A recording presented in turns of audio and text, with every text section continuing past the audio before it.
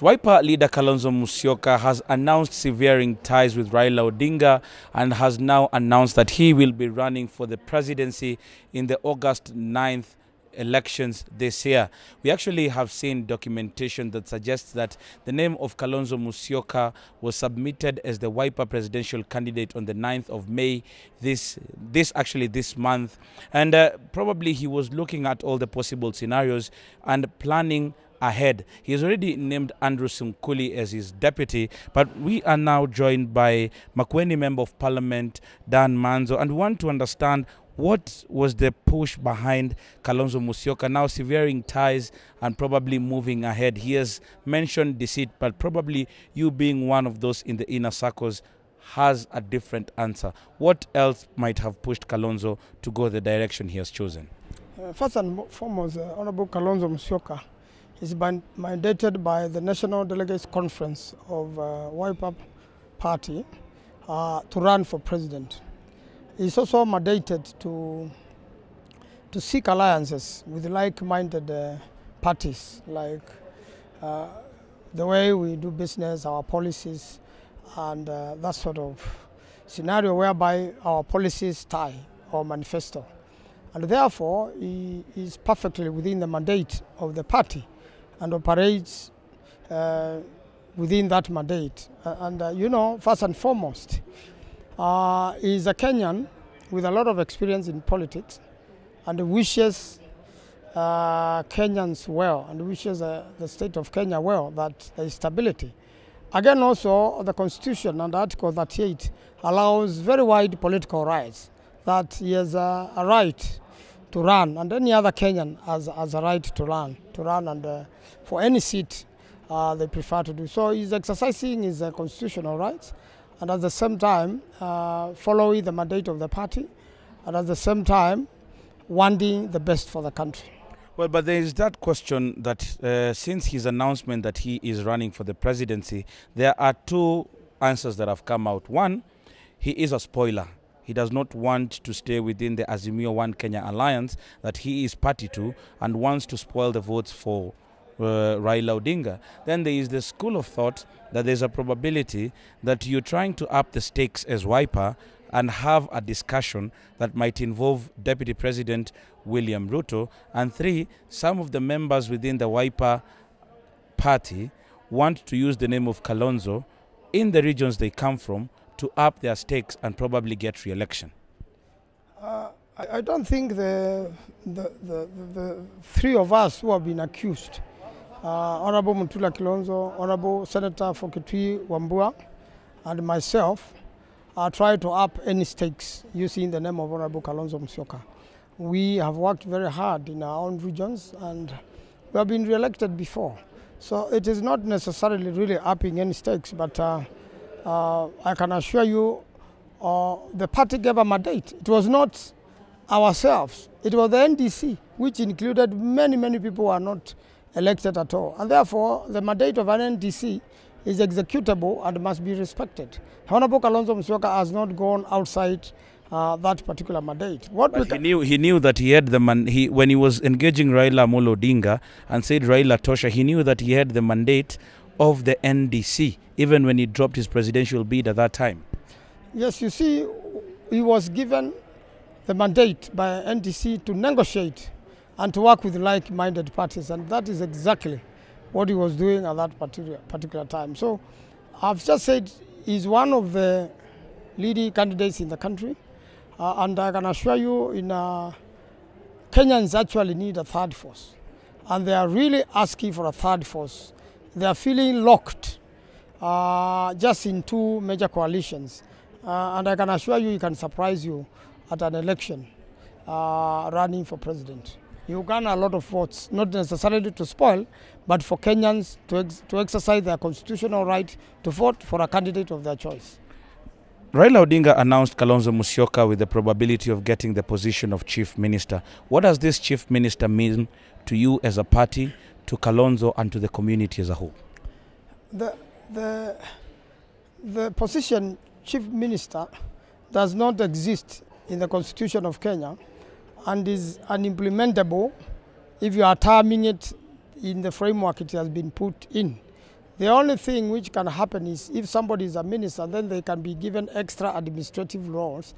But there's no way you forward the name chief minister to parliament for approval, or you will appoint without authority of parliament. It will immediately receive challenges from public litigants and will obviously be nullified by the court. So unless the constitution of Kenya is amended, there is nothing like chief minister or chief cabinet secretary in our constitution. You remember in 2002, the Honorable Raila Odinga had been promised to become the prime minister then. And when Honorable Kiraitu Murungi was the minister for constitutional affairs, justice and constitutional affairs, he ruled out any possibility as a lawyer that Honorable Raila Odinga was going to be appointed as prime minister. It was not part of the constitution. So that is likely to repeat now. I have seen similar offers being made to Honorable Musalia Mudavadi, and they mean nothing, to be very honest. There's no way, and without knowing even how parliament is going to be numbered, that is a pipe dream. It does not exist at all. It was just hoodwinking, it was just dangling a carrot. It has no meaning at all. Well, we have also seen the likes of Charity Ngilu and Makueni governor, where you come from, Kivutha Kibwana, trying to fill up the space that is being left by the exit of Kalonzo Musyoka. Do they have a chance? We even saw they had a meeting yesterday in Machakos. Do they have a real chance of edging out any vote from Kalonzo Musyoka in the setup that is the lower eastern region? The Wiper Party is the third largest party in the country, and even in parliament currently. Ask yourself, how many votes can the Honorable Charity Ngilu garner in terms of MCS, members of parliament, senators, governors? The answer is none.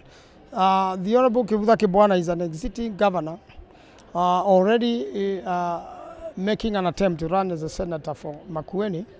It has received very negative response, even when he makes posts, owing to the known matters pending before Senate and pending before ESCC in the financial dealings of the county.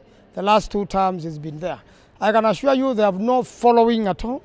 They just looked for a few frustrated independent candidates, given them money to go and seek votes for them. They are unable to hold any serious meetings in Ukambani, and they should stop cheating Honorable Raila Odinga that they can be of any serious political value currently. Well, then there is the question that you have been labeled as one of the hardliners that are asking Kalonzo Musyoka not to associate with Raila Odinga. Are you a hardliner?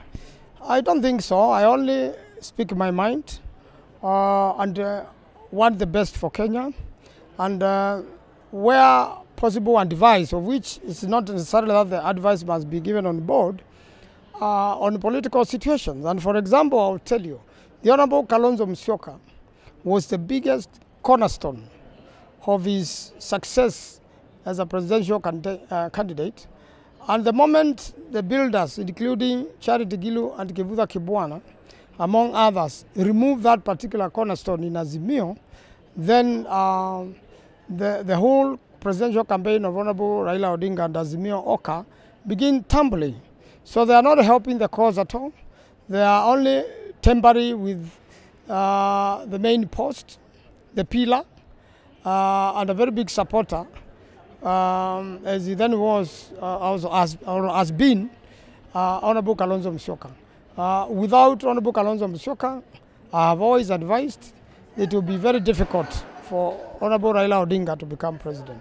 You have been quoted as having noted that if Kalonzo Musyoka is not Raila Odinga's deputy, then as a region, you will ask your people to refrain from voting and just vote for those people at other levels. Is that so? What happens largely in with the many followers of Kalonzo Musyoka and his main regions is that they vote for him. They wanted him to be a presidential candidate. He has been given the mandate to be a presidential candidate. So they must look at the ballot, and if he's not there, then he has to convince them otherwise.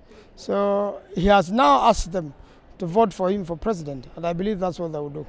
Is there any possibility, we hear that over a 12-day window that has been offered to Kalonzo Musyoka to probably get back into Azimio and have a power-sharing structure. Is there any possibility of Kalonzo Musyoka reuniting with Raila Odinga before the elections?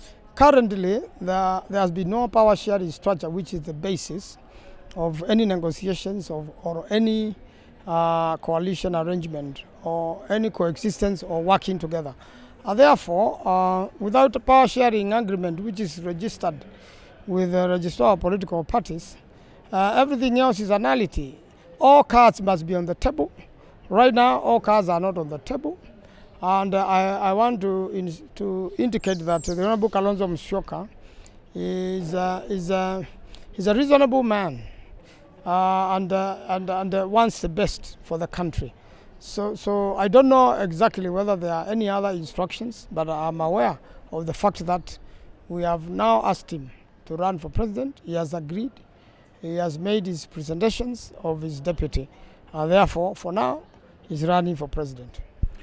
Wiper has indicated the possibility of moving to court to eject itself from the arrangement that is Wazimio One Kenya. Is that so, and how soon will you be moving to court? Well, any Kenyan is free to challenge any legal thing, including an act of parliament, and even Kenyans can challenge the constitution through a referendum. So there are Kenyans who feel that a few things are not right, and you cannot stop them from taking whatever action they want to take. Well, thank you very much, Makueni Member of Parliament Dan Maanzo, giving it to us as it is, but also noting the fact that if all cards are on the table, then there is a possibility of probably having more talks.